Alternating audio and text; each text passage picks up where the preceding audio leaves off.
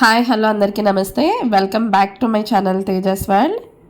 మేము few days back ఒక ట్రిప్కి అయితే వెళ్ళామండి. ఆ ట్రిప్లో భాగంగా నేను మీకు ఇప్పుడు ఈ టెంపుల్ అయితే షేర్ చేయబోతున్నాను.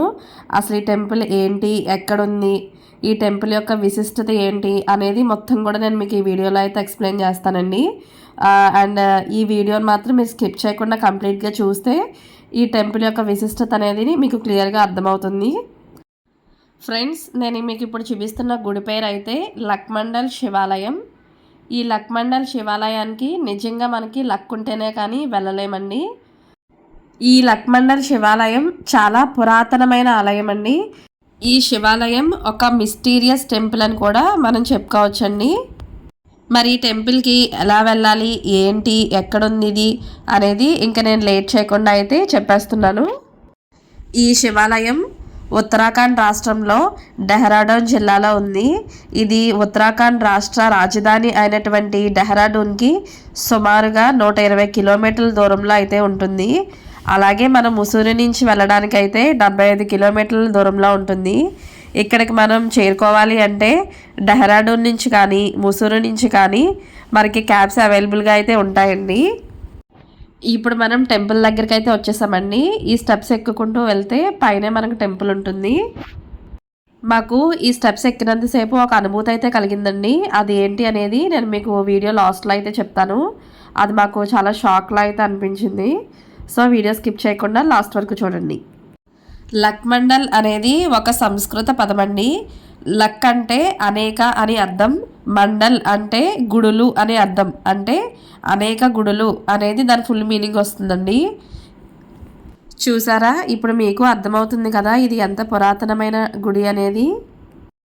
ఈ ఆలయం యొక్క విశిష్టత ఏమిటి అంటే, చనిపోయిన వాళ్ళు ఉంటారు కదండి, ఎవరైతే చనిపోతారో వాళ్ళని కొన్ని నిమిషాల్లో కొన్ని గంటల్లో కనుక మనం ఈ గుడికి తీసుకురాగలిగితే వెంటనే వాళ్ళు బ్రతుకుతారంటండి.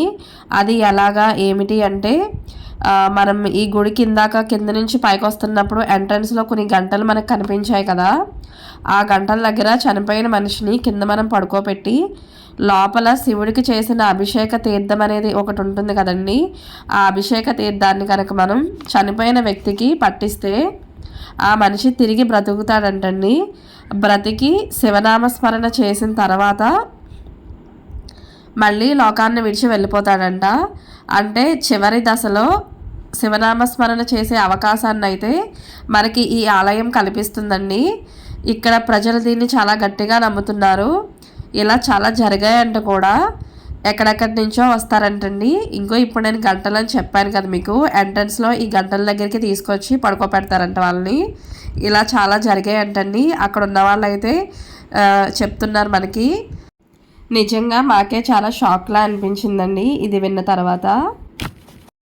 అంటే నార్మల్గా మనం ఎవరైనా చనిపోయినా, మనకు తెలిసిన వాళ్ళు చనిపోయినా, మన ఇంటి పెరట వాళ్ళు చనిపోయినా కనీసం మనం ఆలయ పరిసర ప్రాంతాలకు కూడా వెళ్ళాం కదా మైలని చెప్పి.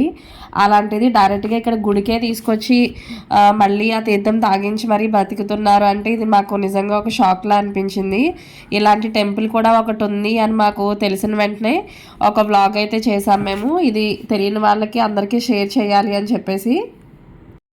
ఈ గుడి నగర నిర్మాణ శైలిలో నిర్మితం చేశారు.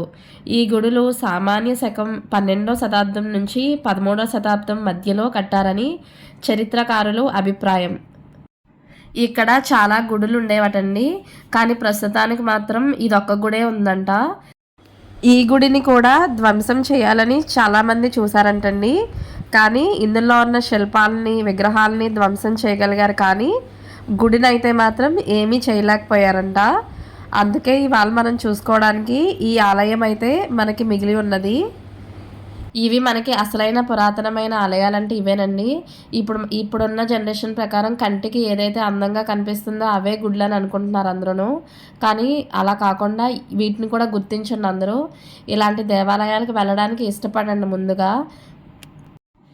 ఏముంది ఇక్కడ చూడడానికి అని మాత్రం అస్సలు అనుకోవద్దండి. ఈ దేవాలయమే కాదు, ఇలాంటి మిస్టీరియస్ టెంపుల్స్, పురాతనమైన ఆలయాలు ఇంకా చాలానే ఉన్నాయండి. ముందు మనం ఏ గుడి అయినా సరే ఆ గుడి యొక్క విశిష్టత ఏంటి, ఆ గుడి యొక్క మహిమలు ఏంటి అనేది మనం తెలుసుకోవాలి. అంతేకాని గుడి ఆకర్షణీయంగా ఉందా లేదా, ఇది ఆకర్షణీయంగా ఉంటేనే మనం ఈ టెంపుల్కి వెళ్ళాలి అన్నది చాలా రాంగ్ వే. అది ఇలాంటి టెంపుల్స్ అనేవి ఉన్నాయి, ఇంకా ఉన్నాయి అని చెప్పి మన నెక్స్ట్ జనరేషన్ వాళ్ళకి మనమే పరిచయం చేయాలండి. ఇప్పుడున్న జనరేషన్ ప్రకారం మనమే వాటిని నెగ్లెక్ట్ చేసేస్తే మన నెక్స్ట్ జనరేషన్ వాళ్ళకి ఇలాంటి టెంపుల్స్ అంటూ కొన్ని ఉన్నాయా అన్న విషయం కూడా తెలియదు వాళ్ళకి. ఇది మెయిన్ ఎంట్రన్స్ అండి. మనం టెంపుల్లో మెయిన్ ఎంట్రన్స్కి అయితే వచ్చాము. ఇప్పుడు ఇక్కడ భస్మం కనిపిస్తుంది కదా, ఇక్కడ హోమాలు అయితే చేస్తారు. అలాగే మేము వెళ్ళిన టైం కూడా ఆఫ్టర్నూన్ టైంకి వెళ్ళామండి. సో పంతులు గారు అయితే అప్పటి వరకు ఉండి జస్ట్ అప్పుడే వెళ్ళారంట ఆయన. ఈ గ్యాప్లో మేము వీడియో అయితే తీసుకున్నాము. అలాగే ఇక్కడ ఎంట్రన్స్ ఏదైతే ఎంట్రన్స్ డోర్ ఏదైతే ఉందో మనకి ఆ డోర్ మీద మొత్తం అన్నీ కూడా మనకి శిల్పాలన్నీ, పురాతనమైన శిల్పాలు అయితే అన్నీ చెక్కున్నాయండి. చూసారా, ఇవన్నీ కూడా పురాతనమైన శిల్పాలే. మంచిగా డోర్ మొత్తం కూడా ఈ శిల్పాలతోనే నిండిపోయి ఉంది. అసలు ఈ డోర్ ఓపెన్ చేసిన వెంటనే లోపలికి ఎంట్రన్స్ అయితే ఇదండి. లోపల అసలు ఎంత వేడిగా ఉందంటే బయట ఉన్న టెంపరేచర్కి ఈ గుడిలో ఉన్న వాతావరణానికి అసలు సంబంధమే లేదండి.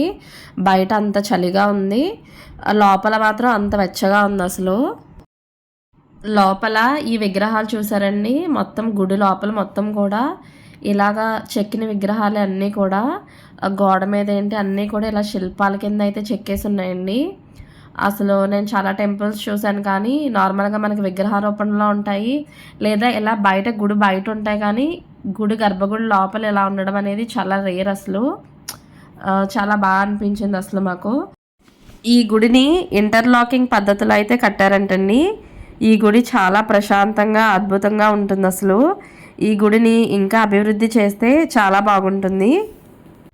మేము ఈ గుడికి ఎంటర్ అయిన వెంటనే మాకు ఫస్ట్ కలిగిన అనుభూతి ఏంటంటేనండి, బయట ఒక పక్కన వర్షం పడుతుంది, విపరీతమైన చలి అయితే ఉంది. అసలు కాలు అంటే సాక్సెస్ తీసేసి కింద అడుగు పెట్టాలి అంటే బాబోయ్ అని అనుకున్నాం మేము. కానీ వన్స్ సాక్సెస్ రిమూవ్ చేసిన తర్వాత గుడి మెట్టు ఫస్ట్ తొలి మెట్టు ఎప్పుడైతే ఎక్కామో చాలా వేడిగా ఉందండి.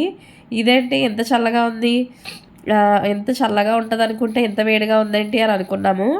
వెంటనే కాలు కింద పెట్టేస్తే చాలా చల్లగా ఉంది, మళ్ళీ కాలు మెట్టు మీద పెట్టేసరికి చాలా వేడిగా ఉంది. ఆ వేరియేషన్ అనేది మాకు కనిపించిందండి. టెంపుల్లో అడుగుపెట్టిన దానికి బయట ఉన్నప్పుడు అడుగుపెట్టిన దానికి చాలా వేరియేషన్ అనిపించింది. అసలు అక్కడే నిజంగా టెంపుల్లో ఏదో మ్యాజిక్ ఉందని అనిపించింది.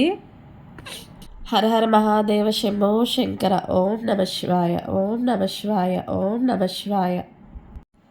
ఇక్కడ మనకి గర్భగుడిలో కనిపిస్తున్న శివలింగం రాయితో కాకుండా గ్రాఫైట్తో చెక్కారంటండి. ఈ గ్రాఫైట్తో చెక్కడం వల్ల ఈ శివలింగం మీద ఎప్పుడైతే మనం నీళ్లు పోస్తామో అది మెరుస్తూ ఉంటుందంట. ఇదండి ఈ గుడికి సంబంధించిన స్టోరీ. నాకైతే చాలా తక్కువ తెలుసు, ఆ తెలిసిన దాన్ని నేను మీ అందరితోనూ షేర్ చేసుకున్నాను. ఇంకా వీడియో అయితే ఇంకా వ్లాగ్ అయితే రన్ అవుతూ ఉంటుంది, చూసేయండి మరి. అలాగే ఇలాంటి ఫర్దర్ వీడియోస్ కోసం నా ఛానల్ లైక్ చేయండి, షేర్ చేయండి, సబ్స్క్రైబ్ చేయండి. Thank you for watching.